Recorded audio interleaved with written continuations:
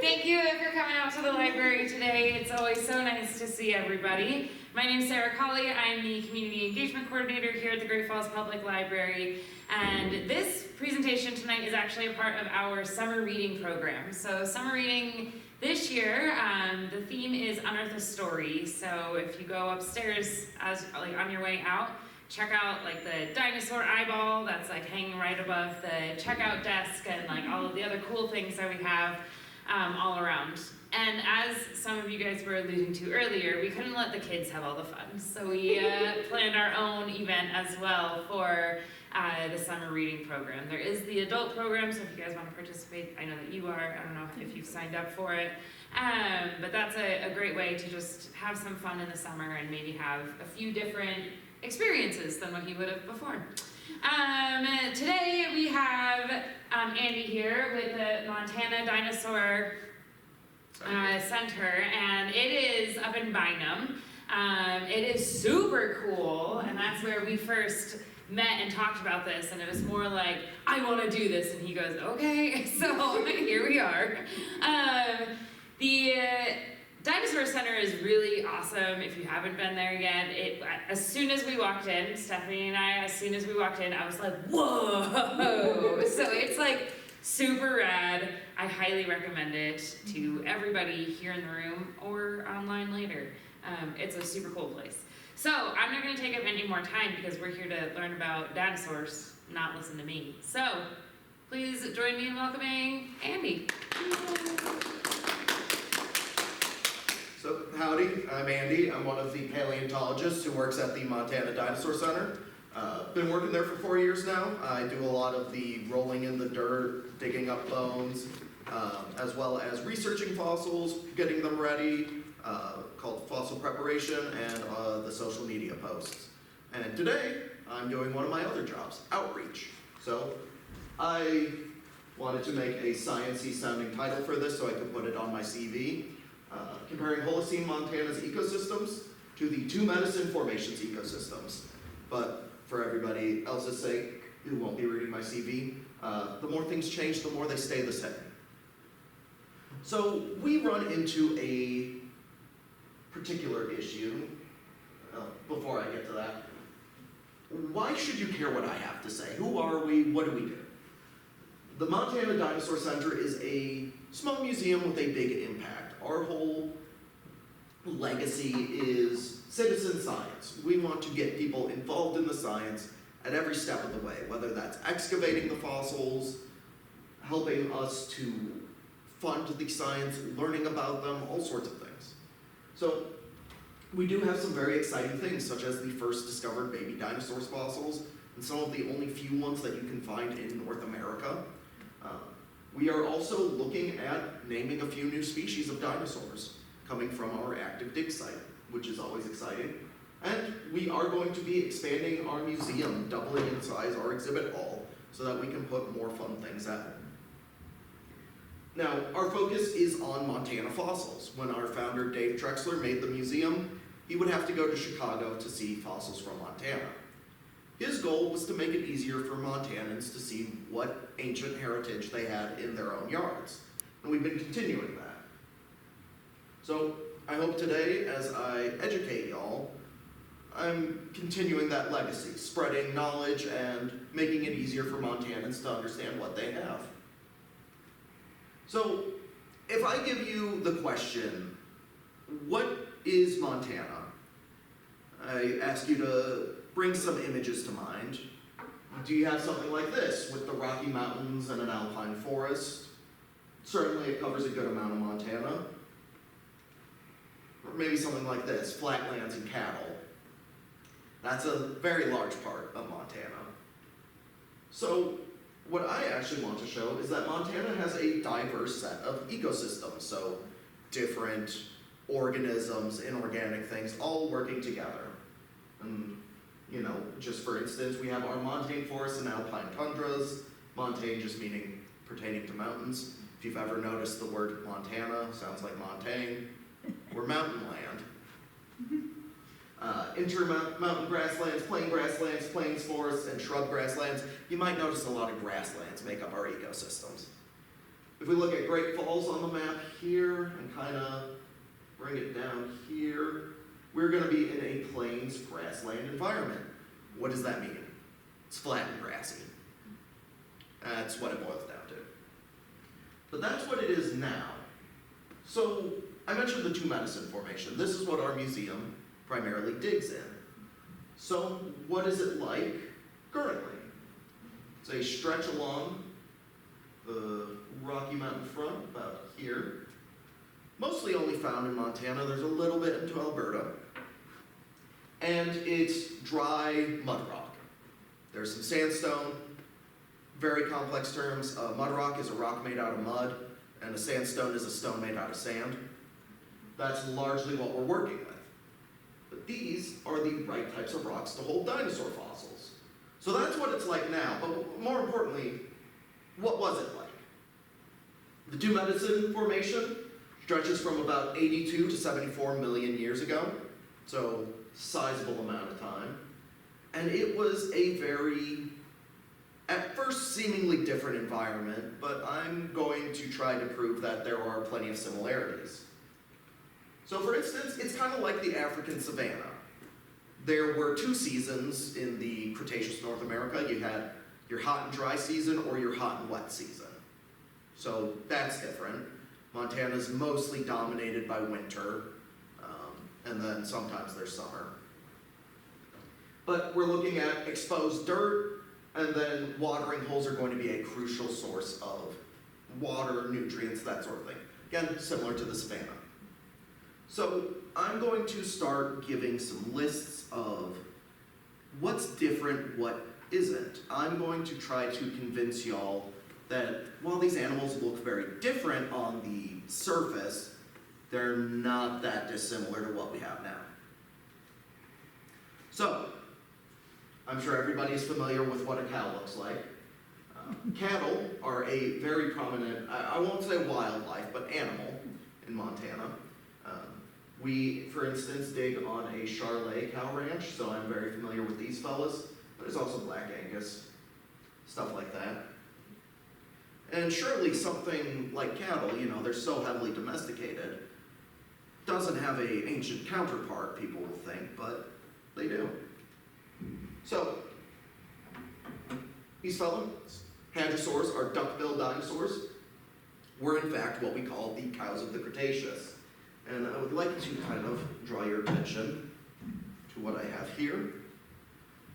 If you're able to see it, this is what we call a dental battery.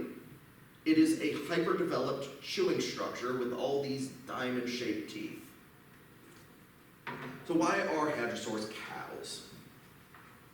Well, think of a large-bodied herbivore that moves in massive herds with hooves and is hyper-developed for chewing low-lying plant matter. Did I just describe a cow or a hadrosaur? So, a little different. In hadrosaurs, there's two big types, the hadrosaurine, which don't really have elegant hollow crests, and the lambeosaurines, those with their hollow nasal crests. We have both in Montana, so I kind of like to say, you know, the lambeosaurines are kind of usually traditionally bigger. They're the Charolais. The hadrosaurians are a little bit smaller. They can be the Black Angus. So hopefully I've convinced you with that comparison. Now, there are differences. For instance, this cattle skull, as opposed to having hundreds of teeth that kind of fall out like a conveyor belt, they just have tall teeth. And that will wear down throughout their life, and when they're gone, they're gone. So, but still very efficient at chewing low-lying plants. Okay, so what else do we have? Now, I had Dr. John Scannella, a man who has dedicated his whole career to researching ceratopsians, say, yes, I guess that makes sense, when I asked him if this analogy worked. So I'm taking that as an unequivocal win. Ceratopsians are like elk, still move in herds, but a smaller amount. Still grazers, but again, not as prolific as cattle. And most importantly, they got weird things on their heads. That is the scientific term. But both ceratopsians and elks use head space for displays. On the bottom is Inosaurus, a very, very recognizable dinosaur with a downward-facing horn, very much used for display. I can't think of a reason they have that other than for display. And then on top is Styracosaurus with those very prominent frill horns. Not great for fighting, very great for sending a message. Now, okay, let's talk about the differences. These guys didn't jump as well as elks do. It's kind of about it, though. They're very similar to an elk. So, coyotes are our dromaeosaurs, the raptors. So, small-bodied predator, probably scavenging or feasting on small mammals. You can see this is Bambiraptor, a very complete dinosaur from the Two Medicine Formation. And this is Sauornitholestes, the Montana equivalent of Velociraptor, but I get that's a less marketable name. So there's no real toys of it. People are like, I want the Velociraptor toy. This is what we got. And they ate these things called multituberculates, who I'll kind of get to, but they were rodents before rodents were rodents. Did the same thing, had different teeth. But they would have been scavenging kills or natural deaths, would have been going for small things, much like a coyote does. So that niche is filled, the small predator. This is a fun one. This one's gonna be a little loose. Bears are omnivorous, and the tyrannosaurs were not. They were eating purely meat. In fact, this being a shed Daspletosaurus tooth, still has serrations purely for meat cutting. But I want to convince you on my comparison. So this is our very scientifically accurate Daspletosaurus turosus sculpture named Rusty. He's one of our mascots. But for reference, Daspletosaurus is T-Rex's great uncle, for lack of a better term. It's a ancestor that came before and is pretty closely related, but not perfectly directly. We have 3 species of Daspletosaurus, and that can kind of coincide with, oh, is it a grizzly bear? Is it a cinnamon bear? Although cinnamon bears are more so black bear, but maybe that wasn't the best analogy. What is these are apex predators that live and die by their sense of smell. Huge olfactory receptors, and they've got a pretty sizable bite. And let's be honest, you're not going to be messing with one. So while grizzly bears eat more grass than a tyrannosaur, I'm confident in saying Daspletosaurs were our grizzly bear of the time. A very dominant scent-based predator. So, okay, we got grizzly bears. What about black bears? Well, for that, that's Gorgosaurus, which we may not have. We have a, Gorgosaurus works better than me saying unidentified Albertosaurinae. Albertosaurinae, sorry. But Gorgosaurus is the best hypothesis of what it is. And much like a black bear, it is a smaller equivalent. So a relative of the grizzly bear is the black bear. A relative of Daspletosaurus is Gorgosaurus. They're both tyrannosaurs. Additionally, just because they're smaller does not mean this is a safe animal to approach. Black bears are still predators. Gorgosaurus is still a predator. While it is less dominant in the food chain, it is not a safe animal. Similarly, depending on where you're at, Gorgosaurus, less common. I feel like there are more grizzly bear sightings in at least this region of Montana. Maybe that's just confirmation bias, though. So, not a dinosaur, but similar enough. Our birds of prey. So, I will go more so with our pterosaurs, these flying cousins of dinosaurs. We do have a bird from the Two Medicine Formation. It's known from a single bone that big, and I couldn't tell you a thing about what it does with that. It's named Getia, and it certainly existed, and that's all I can tell you. What we have more evidence of are these pterosaurs. This is Montana's Darko. It's about the size of 3 cats tall. And with that, it would have been likely a piscivore. It had a toothless beak, so eating fish, similar to a bald eagle. Maybe eating small prey, but could have been swooping down, stuff like that. So our equivalent of the hawks, the eagles, that's more so going to be our pterosaurs. We also have a smaller pterosaur called Pitsky, So maybe that's more so the hawk than the eagle. Stuff like that. This one, bear with me. I know this seems tricky, but bear with me. So pelicans, they do exist in Montana. There's plenty by Freeze-Out Lake. And our oviraptor is a fella called Chirostenodes, means slender hands. It's because it has slender hands. With that, I'm going to argue why they are similar. So it's not because pelicans have weird grabby hands. It's not because pelicans have a weird head ornamentation. It's because pelicans will shove anything in their mouth. So, when we see a fella like this, a oviraptorid with a blunt beak, people ask, what do they eat? Originally, oviraptors were condemned as egg thieves. They were found on a nest. Well, it turns out that those were its own eggs. However, they still have a perfect face for eating eggs, so they just didn't eat their own. Let's not clear them of egg eating fully, just not their own. But lizards, mammals, berries, if it could go in there, it would. That's kind of how pelicans are. So hopefully, I've convinced y'all that this isn't that much of a stretch. The flying, okay, sure. But the eating, yes. I could see an oviraptor picking up a pigeon and trying to shove it down its gullet. Well, I kind of alluded to these fellas. We have rodents in Montana. This is a field mouse, and this is a rat. I'm sure you've seen them before. Well, what did we have prior? I mentioned a group called multituberculates. It just describes their teeth. They have very unique teeth. And plenty of them known just from their teeth, so I didn't get a picture of one because it's just a tooth. So, you know. But they would have been chewing, they would have been burrowing, they would have been eating like the grains, or well, the equivalents, the seeds. There's also protomarsupials. This is kind of an oversimplification. But this fella is named Alphodon. It's kind of like a possum rat. They are not marsupial yet, but they're on that way too. And again, this is a burrowing animal, likely foraging small plant matter. So, bigger than a rat, but no, not all that different. So, what else do we got? We got plants. People are so quick to overlook the plants. And a big reason for that is they don't always fossilize nice.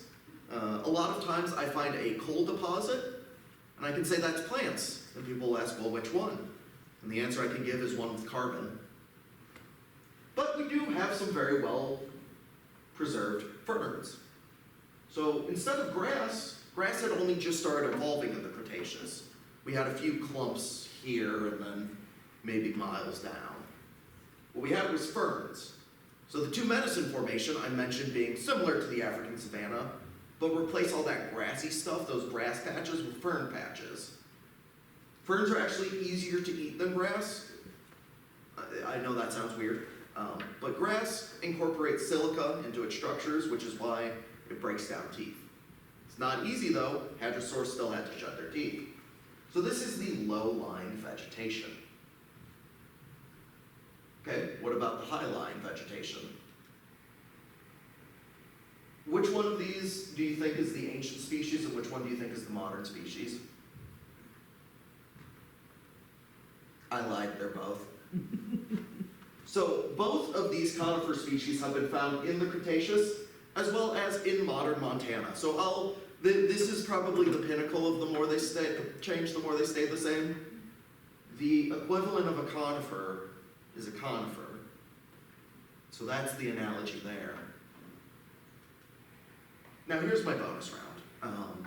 And this is where I'm encouraging some interaction with the guests because, quite frankly, I don't know where to go with these guys. They don't easily fit into a grouping, but I do love them, so I didn't want to leave them out. So let's start. The ankylosaurians. These are heavily armored animals. We have two prominent ones in the Two Medicine Formation. So there is Sculosaurus. This fella has less intense spiky armoring, but a club tail, making it one of the ankylosaurid ankylosaurians, whereas Edmontonia on the right has more prominent heavy armoring, so spikier stuff, making it a nodosaurid ankylosaurian. And yeah, these guys are weird. I love them, they're weird. The issue with ankylosaurians is they're very rare animals. Would have been traveling pretty isolated. Would have been grazers, much like ceratopsians, much like hadrosaurs, low-lying plants. I don't know what the equivalent would be in Montana, because the first instance would be a turtle. I'm sure a lot of people have had that thought. Armor makes turtle. It's not a bad assumption, but turtles don't really chew, do they? And these guys have very weird teeth, very notable teeth, something turtles lack. They're also not all that aquatic. A lot of turtles are. Maybe a tortoise? Maybe. Maybe an armadillo? They do have some fused bands. But armadillos are small, burrowing fellows. These guys aren't burrowing anytime soon. I feel like I saw one. I've only ever seen them in Texas, so I'm like, how are I think armadillos are here. Well, if they're not, then they're off the list. they? Just, I don't know. I thought I saw one. mm-hmm. Maybe not. I'll have to ask the library. Like, I got Yeah. I would also argue that these are not armadillo-like because of how many fused vertebra they have. Mhm. So in their pelvis, their vertebrae are fused, and in their tail they are, making rolling very tricky. Is it bone? Yes. Oh, it's bone, so it's not like a porcupine. No. Nor do I think they could. Yeah, Well, if they detached from them, it could happen, but it's not. that's probably bad. It's not good. Yeah, you see my dilemma, which is a shame. These are my favorite types of dinosaurs, so I had to include them still.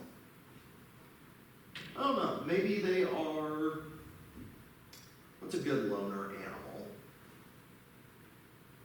What's a good loner herbivore? That's the trick. Herbivores do not like to be loners. All right, I'll chalk this one up as a failure. I can't think of an alternative. Troodontids. At first glance, these guys seem like raptors. They even have a sickle claw, but it's greatly reduced. As well, they've got very weird teeth. Historically speaking, troodontids have been what we call a waste bin taxa. The idea of anything with weird teeth, throw it in troodontid and we'll figure out how it's related later. A lot of times the answer is they aren't. It is currently a valid taxa, but each individual has always been its unique thing. So Troodon formosus has always been a unique species, regardless of all the things that people thought were related to it that super aren't. We don't know why their teeth are like that. You know, when it was first described, people thought maybe that's for venom distribution, or maybe it's a wounding tooth. That is what Troodon means, wounding tooth. Probably not. There's no other structures in their jaws for venom. So we could take rattlesnake off the list. I know so many people wanted that. It still sucked to get bitten by that, though. I imagine, but they're kind of turkey sized. Oh, Well, about that tall. My case is like Canadian goose. There you go. Yeah. Likely omnivorous. They're deeply, would have been likely very intelligent, I should say. Compared to other dinosaurs, they have a great capacity in their skull, increased brain capacity to body weight, increased eyes. So maybe they were nocturnal. Maybe this is an animal. Maybe a cat? Maybe a cat. Because they have sharp teeth and they, you know, they're not that big and they eat anything. Intelligent, yeah. Intelligent. No, I could be sold that this is a cat. Be nice. There it is. That's your new house cat. Yay. Troodon. There was What a a tale. depiction of a troodon in a documentary setting things on fire. That is extreme interpretation. However, it is based off of their heightened intelligence, based off of the shape of their brain case. So, cats are troublemakers. Mm-hmm. Yeah, I would say this as like a stray cat. This is the one that's gonna trip everyone up, because at first they see a pachycephalosaurid, and they're like, well, clearly they butted heads. Probably not. So, we do have a pachycephalosaurid in the Two-Basin Formation. Its name is Brontotholus, it means Thunderdome.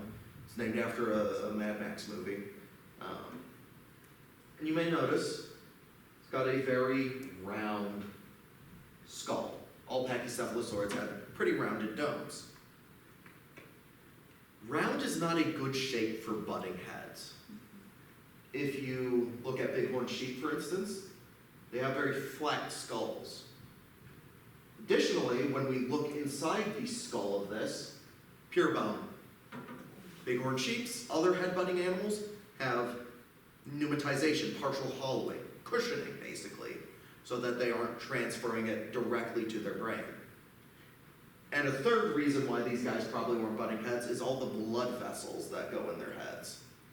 So if you have a rounded head and smash your head together with another person, you are concussed and bleeding to death. Congratulations. Now, these probably weren't useless. Maybe they did stuff like giraffe fights more so, where they butt each other in the flanks. That's easier to pull off.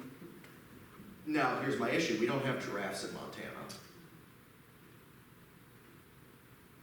So we have another weird, well, likely herbivore, potentially omnivore. Some people have discussed it.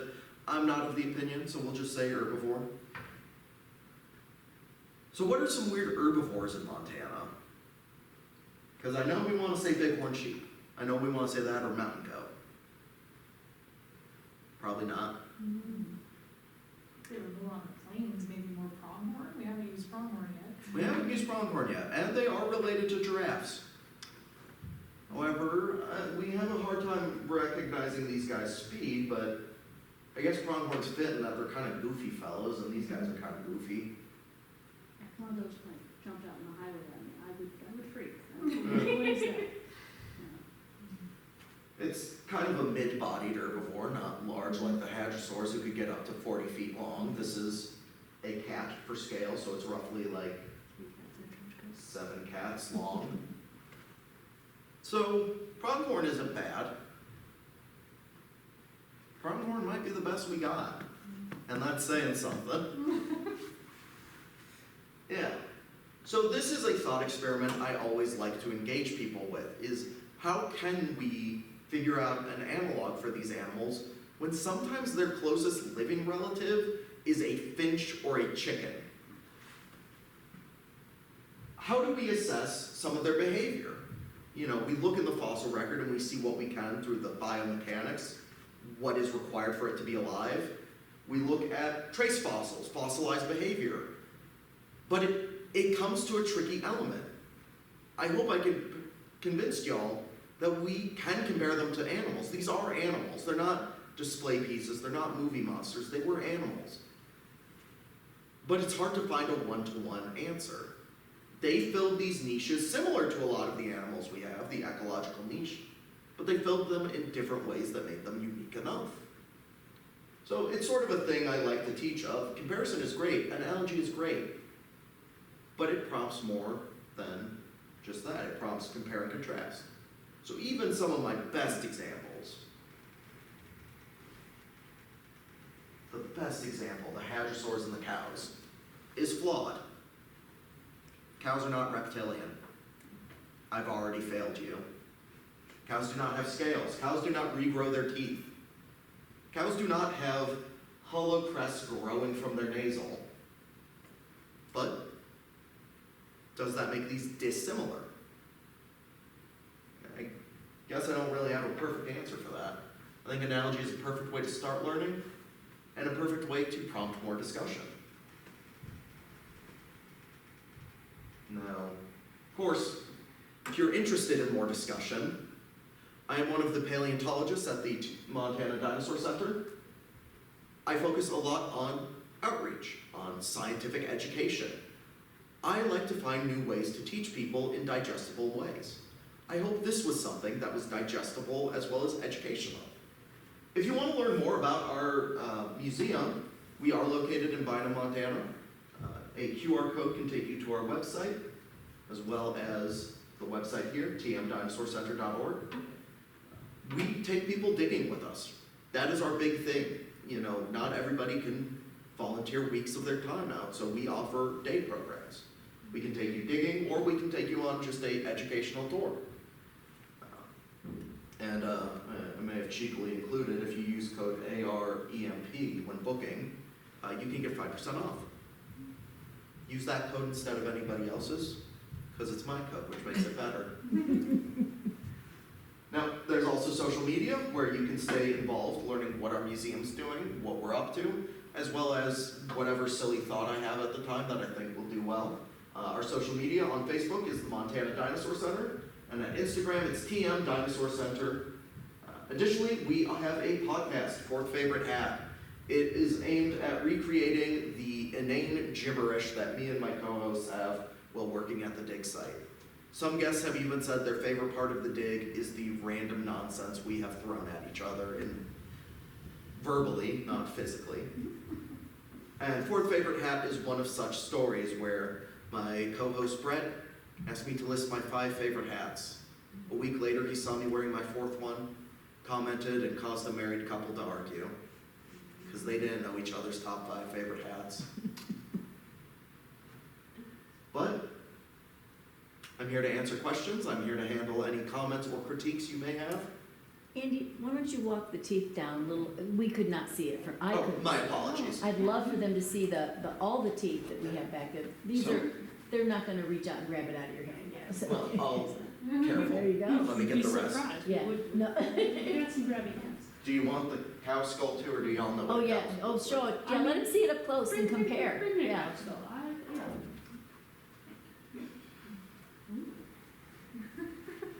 It's like, fine, So- bring out the cow skull. Bring us the cow. I was mentioning, you know, they have these high crowns. This would get worn down over time. This is actually not that old of a cow given. It's fine, it's mostly. We can get you another cow skull. Really, you think? I think you, I Oh, think you thank could. you. So, It even doesn't though really nice. I'm very confident in saying that hadrosaurs are cows, it's not a perfect one-to-one. So close though. It's the closest we're gonna get. Yeah. It's the closest one. Okay, and that way you can see what's next. Bring us the cool. So this, admittedly, and I hope you'll forgive me, is not a dinosaur from the Two Medicine Formation. It's from the neighboring Judith River Formation. This is Brachylophosaurus, but it is a hadrosaur. And they all had these things called dental batteries, where if you look at that, it's rows of teeth pushing each other up in a conveyor belt-like structure. Like a shark? Similar, yeah. So our dinosaurs would shed their teeth as they fed. Yeah. So basically, you can kind of see like, these are kind of rougher teeth at the top. They are the older teeth that have been used for a long time. So once it's done, it just falls out and a new one takes its place. Yes. These are like bricks made out of hundreds of teeth. But would you have a toothache all the time, or like? Well, there's also, sugar hadn't really evolved yet, so there's not really a cavity inducer. Yeah, Um, but like you get something stuck in your teeth, like, oh no, I was. Walk it, or you can walk No, it. no, it's all good. You can look from here. I'm good. do you want? I just didn't wanna like awkwardly Just pass here, it we over. gotta go. So fossil is heavier, Plaster also. that's Yeah. what we got. but fossil is also heavier than modern bone because, well, quite simply, it's rock. Mhm. Yeah. Yeah. That's neat. Yeah. This is a really beautiful preparation. I'm so proud of them. Mhm. Do we fight with the Judith Basin guys? No. I mean, No, do we? We also, Hey, the dinosaur wars were a real thing. Oh, yeah. I didn't know. bone wars are real. Yeah. What is this line of? So this That's is just where the- blood vessels and nerves would be attached. Mm. A lot of animals still have that today. We have a much less extreme version of it. You know, and again, I mentioned analogies. for me, I always hold these up to where it is. This is the left. that looks so much like Mandible. a rhino jaw to me. Mhm. Oh. Rhinos don't have those little tiny, multiple slivers, but they have. So are we looking, sorry, are we looking at the inside face? Yes, of it? this is Inside. this is the left one. So like, That's the lip on the Oh, end okay. and. yeah, Okay. Oh. yes. So I love it when you do that. Oh, it's always, Sorry, I didn't mean to No. interrupt you. there are plenty of time, well, a few times, we found a jugal, the cheekbone of these guys, and I can put it on my face, it's like a whole mask. Yeah. So, but you can kind of see the similarities and the differences. Both are hyper-developed for this chewing. These have these, what's these aren't selenodont teeth, they are, duodont, I believe. No, that's not the word. They're specialized teeth. I believe it. Yes. 100%. Yeah. However, there are different ways, and like I said, you can really see on this angle if I take it out of the jacket. Ooh. You can see how heavily worn down these top ones are. Very cool. Yeah. Well, it also appears that the ones on the upper jaw would have been at like kind of the opposite angle, so are they kind of doing like a shearing chew almost? Hadrosaurs could like flex their jaws or their Okay. skull bones a bit too. Huh. Mammals, so this is another instance of where my cow analogy fails. Mammals have two skull bones. Mm-hmm. We got these two. Reptilians have, Whole bunches. yeah. So they were held together with cartilaginous sutures in life. However, these would fall apart in death, but they allowed more flexation. So hadrosaur chewing is freaky. Like biomechanically speaking, it would have been not just sharing, it's the up, down, side, side at the same time. It's It's your entire head shifting while you chew. more or less, yeah. Yeah. So like when you see camels do Mhm. this kind of thing, where they chew. So this is what we call the biomechanics of it, looking at how these bones are preserved, and this works when we have enough of the fossils. That is a limiting factor with some things. But you can actually get evidence of behavior based off of how these skull bones fit together. They did have a range of motion. Dinosaurs, you know, if you see this, that dinosaur has broken wrists. They could not pronate or supinate their hands that much. Is this. Also, it's not these two fingers, it's these two. I get that that's weird to do though. But yeah, we can see ranges of motion, and this is something people will ask, well, if old paleontologists got it wrong, why do you think you're not wrong? And the answer is, I could be. Down the line, maybe we find out more data, but what we're doing is we have improved knowledge based off of what they put forth. So, building upon it. In the 1800s, they didn't have biomechanics. They had monster bones, and they tried to figure it out. And I have the benefit of being born 200 years after that. I mean, aren't y'all finding like 2 or 3 new dinosaurs all the time? Yes, in fact, at our dig site, we're looking at describing 2 dinosaurs as it is. One that's never been found in Montana before. It's been found on either side, so in like Utah and New Mexico, and then one in Alberta. 2 different species of the same genus. We're trying to determine if we have a third species or one of the other ones. Explain what describing is. Yes, describing is where you put it into scientific publication so that it can then be used as a scientific resource. So explaining why is this different, explaining why it's new, what is it proving, what does it add, that sort of thing. So it's an official word. It's Yes. not just like, oh, I need to, tell you about this. He was 5'6" Yeah, and Mhm. 200 yeah, pounds. Yeah. no, it's detailed Of and course. photographs and. Throw him in the family tree, be like, Yes, he's yeah. here. Yes, Yeah, it's a, like, not this guy, but this guy. it's like saying dissertation, so. So, and that's sort of the exciting thing about our program is we get you guys hands-on on research specimens. We get you working on the good stuff. We're not holding anything back. We really pull back the curtain and show you how the sausage is made, for lack of a better term. Do you guys do it seasonally, or do you? Every summer. Every summer. So from 1st of June to 31st of August. Oh, okay. Can't dig in the snow. Well, I know that, but I was thinking like the fall, I was like, 103 in the dirt sounds terrible. Yeah, unfortunately hunting season. Yeah, oh, that's good point. That's a good point. Well, if you come out early enough, you'll. That's true, I was like, in the beginning of June, that sounds Just gorgeous. wear a big hat, you'll be fine. Lots of sunscreen. Sun, and a sun shirt. Sun shirt, I would- yeah, I would wear that's a sun that. As a bald man, I'd never go anywhere without a hat. Yeah. You have several different. Yes. Yes, he's At got least 5 favorite